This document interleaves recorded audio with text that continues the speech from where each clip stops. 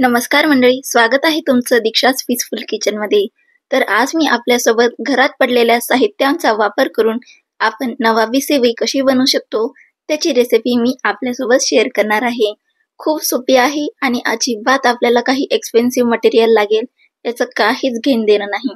खूप सोपी आहे रेसिपी। ही रेसिपी तुम्ही एकदा नक्कीच ट्राय करा। त्याआधी तुम्ही माझ्या चॅनलवर नवीन असाल तर प्लीज चॅनलला सबस्क्राइब करा अशाच नवीन इंटरेस्टिंग रेसिपीसाठी। आणि रेसिपी कशी वाटली याची कमेंट देखील करा, कारण की तुमची एक कमेंट मला खूप जास्त मोटिवेट करते। चला तर मग रेसिपी बघूयात। तर नवाबी सेवई बनवण्यासाठी मी अशा प्रकारच्या ज्या शेवया असतात ना मार्केटमध्ये, मी या शेवयांचा वापर केलेला आहे। या शेवया ऑलरेडी भाजलेल्या असतात, म्हणून आपल्याला एक्स्ट्राचा भाजण्याची याला अजिबात गरज पडत नाही। जर तुम्ही पांढऱ्या शेवया घेत असतील, त्या कच्च्या शेवया असतात, त्या तुम्हाला ब्राऊन होऊपर्यंत मस्तपैकी भाजून घ्याव्या लागतील। तर या शेवयाचं मी एक पूर्ण पॅकेट घेतलेला होता, जे की लगभग 150 ग्राम पर्यंत होतं। तुम्ही हवं असेल तर क्वांटिटी कमी जास्त देखील करू शकतात, पण इतकी क्वांटिटी पर्याप्त बनते। आता या शेवयांना आपण एकदम बारीक कुस्करून घेऊयात, जेणेकरून यांचे छोटे छोटे तुकडे होतील। बघू शकतात मी याला इतपत बारीक केलेला आहे। अशाच प्रकारे आपल्याला शेवया बारीक करून घ्यायच्या आहेत। चला तर मग आता याला आपण थोडंसं रोस्ट करून घेऊया। या ऑलरेडी रोस्ट आहे मान्य करते, पण याला आपण थोडासा घीचा फ्लेवर देऊयात। गावरान तुपाचा फ्लेवर यामध्ये खूप छान लागतो। थोडक्यात आपल्याला या ज्या शेवया आहेत त्यांना आपल्याला तुपाचा फ्लेवर द्यायचा आहे, म्हणजेच तुपाने या खूपच छान टेस्टी लागतात। तर इथे मी 1 चमचा साजूक तूप घेतलेला आहे। गावरान तुपाचा वापर करा, जेणेकरून शेवया चवीला खूपच चविष्ट बनतील। आता यामध्ये आपण आपल्या सर्व शेवया इथे टाकून घेऊयात। शेवया टाकल्यानंतर आपल्याला याला अजिबात भाजण्याची गरज नाहीये। हलकसं 2-3 मिनिटांसाठी आपण याला यावरती मिक्स करून घेऊयात। गॅसची फ्लेम ही आपल्याला मंद ठेवायची आहे, नाहीतर शेवया खूप जास्त करपतील आणि त्या चवीला कडसर लागतील। अगदी 1-2 मिनिटांसाठी मी याला मस्तपैकी मिक्स करून घेणार आहे आणि त्यामध्ये आपण थोडीशी साखर घालूयात। इथे आपल्याला पिठी साखरेचा वापर करायचा आहे। सिंपली साखर घ्यायची, मिक्सरमध्ये फिरवायची आणि पिठी साखर तयार। त्या पिठी साखरेचा आपण इथे वापर करणार आहोत। तर इथे मी 3 आणि वरतून अर्धा चमचा इतपत मी साखर इथे घातलेली आहे। तुम्हाला जर गोड आवडत असेल किंवा नसेल आवडत तर तुम्ही साखरेची क्वांटिटी कमी जास्त करू शकतात। आता याला आपण मस्तपैकी मिक्स करून घेऊयात सर्व शेवयांमध्ये। शेवयांमध्ये साखर मिक्स झालेली आहे। आता आपण यामध्ये पाणी घालूयात। तर पाण्याची क्वांटिटी आपल्याला इथे खूप समजून घालायची आहे।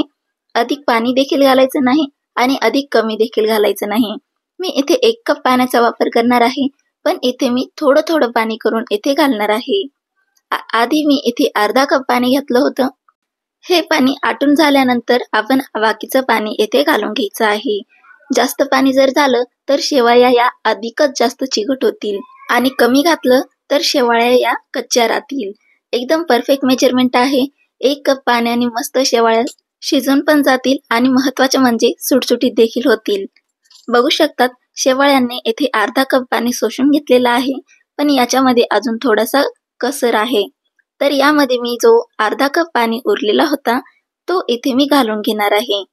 आता याला आपण मस्तपैकी मिक्स करून घेऊया आणि 2-3 मिनिटांनंतर तुम्ही बघू शकतात पाणी हे पूर्णपणे शोषून घेतलेलं आहे आणि शेवया आपल्या मस्तपैकी शिजलेल्या आहेत आणि बघू शकतात या सुटसुटीत देखील झालेल्या आहेत। चला तर मग शेवया या तयार आहेत। तुम्हाला वाटलंच तर तुम्ही याच्यामध्ये ड्राय फ्रुट्स वगैरे इथे ऍड करू शकतात। मी इथे अतिशय प्लेन अगदी सरळ सोपा नवाबी शेवईची रेसिपी शेअर करत आहे, जे कोणी पण सहज बनवू शकेल। तर आता मी नवाबी शेवया या कटोरीमध्ये बनवणार आहे। तर इथे मी फर्स्ट लेअर इथे ऍड करून घेणार आहे। तर फर्स्ट लेअर ही शेवयांची असते, सेकंड लेअर ही कस्टर्डची असते आणि थर्ड लेअर ही परत शेवयांची असते।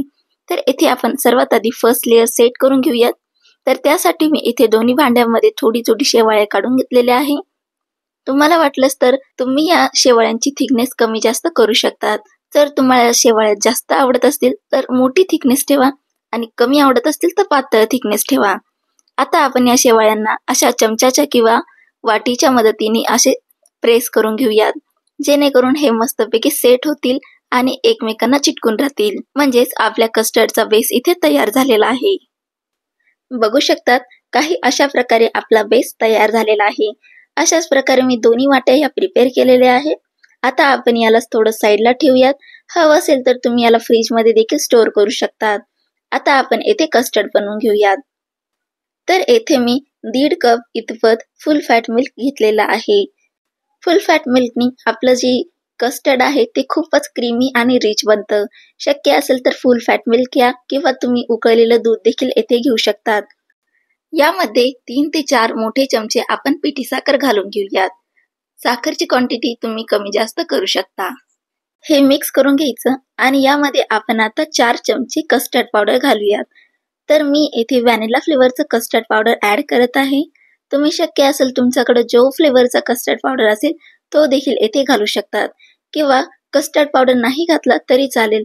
त्याऐवजी तुम्ही 2-3 चमचे एक्स्ट्रा कॉर्नफ्लोअर घाला आणि तुम्ही फ्लेवरसाठी इथे इलायची किंवा रोज वॉटर, रोज एसेन्स असे फ्लेवर तुम्ही येथे वापरू देखील शकतात.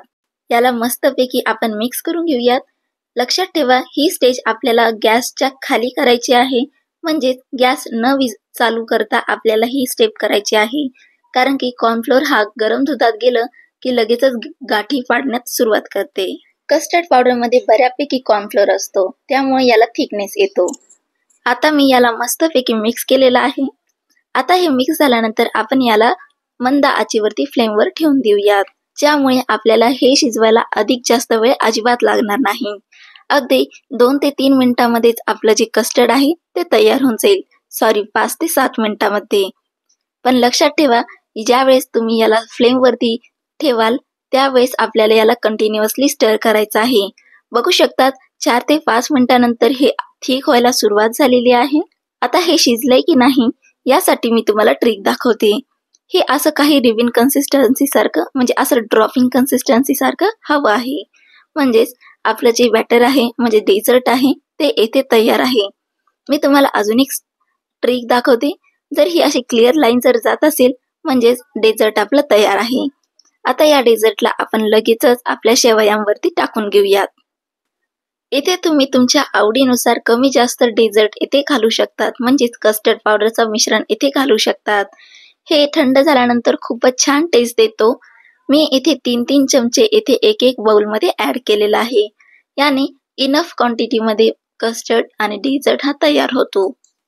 महत्त्वाचं म्हणजे हे जे मिश्रण आहे तुम्हाला गरम गरमच शेवाळ्यांवरती टाकून घ्यायचं आहे, नाहीतर थंड झाल्यावर हे टाकायला अवघड जाईल आणि यामध्ये गाठी देखील पडू शकतात. तर येथे मी दोघांवरती कस्टर्ड ॲड केलेला आहे. आता यावरून आपण आपल्या शेवाळ्या टाकून घेऊयात. येथे आपल्याला जितकी जाड किंवा पातळ लेअर हवी आहे तितकी आपण शेवाळ्यांची जाड पातळ लेअर येथे ॲड करून घेऊयात. अशाच प्रकारे मी दोन्ही बाउल येथे तयार केलेली आहेत. बघू शकतात किती मस्त दिसत आहे या तिन्ही लेअर. तुम्हाला वाटलंच तर तुम्ही अशा देखील या शेवाळ्या खाऊ शकतात, पण या थंड झाल्यानंतर खूपच छान टेस्टी लागतात. म्हणून मी याला 2 ते 3 तासासाठी रेफ्रिजरेट करणार आहे. बघू शकता तिन्ही लेअर एकदम इझिली दिसत आहे.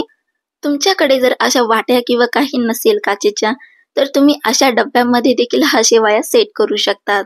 काहीच प्रॉब्लेम नाही. अशा डब्याचा वापर देखील तुम्ही येथे यूज करू शकतात. इथे पण हाच सेम रिझल्ट देतो. आता मी याला 2 ते 3 तासासाठी फ्रीजमध्ये ठेवून देणार आहे. म्हणजेच हे थंड झाले की खूप छान चवीला लागतात. 3 तास झालेले आहेत. शेवाळ्या आपल्या मस्तपैकी सेट झालेल्या आहेत. आता यावरती मी काही गार्निशिंग करून घेणार आहे. तुम्ही यावरती हवी त्या क्वांटिटीची, त्या क्वालिटीची, म्हणजे तुम्हाला जी पाहिजे ती गार्निशिंग येथे करू शकतात. तुम्हाला काजू बदाम पिस्ता याची गार्निशिंग हवी असेल तर ती देखील करू शकतात. पण मी येथे एकदम साधी सरळ सोपी रेसिपी सांगत आहे आणि बजेट फ्रेंडली सांगत आहे, त्यामुळे मी येथे कलरफुल टूटी फ्रुटी घातलेली आहे. तुम्ही जर वाटलं तर काजू बदाम देखील येथे घालू शकतात. जर नसेल तर तुम्ही माझ्यासारखं असं देखील येथे करू शकतात. याला अजून सजवण्यासाठी माझ्याकडे येथे डाळिंबाचे दाणे होते. ऑप्शनल आहे, तुमच्याकडे नसेल तर स्किप देखील करू शकता, पण हे अजून छान दिसेल म्हणून मी येथे डाळिंबाचे दाणे वरतून घालत आहे. आणि बघा तयार झाली आहे आपली नवाबी शेवैया. खूपच टेस्टी बनते आणि चवीला भन्नाट लागते.